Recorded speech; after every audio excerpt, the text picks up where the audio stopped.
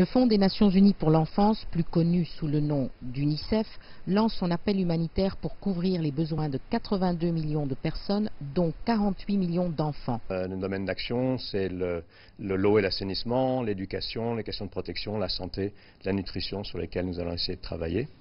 L'éducation représente à peu près un quart de notre demande financière et l'eau et l'assainissement presque un autre quart aussi.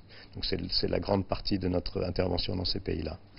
Cette année, l'accent est particulièrement mis sur les questions d'eau potable et d'assainissement, éléments cruciaux pour éviter les maladies et infections.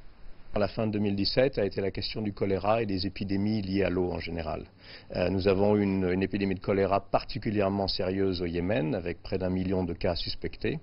Nous avons eu aussi des débuts des premiers cas dans la population Rohingya au Bangladesh, mais nous avons eu aussi, bien sûr, du choléra en RDC ou en Somalie, dans d'autres pays africains.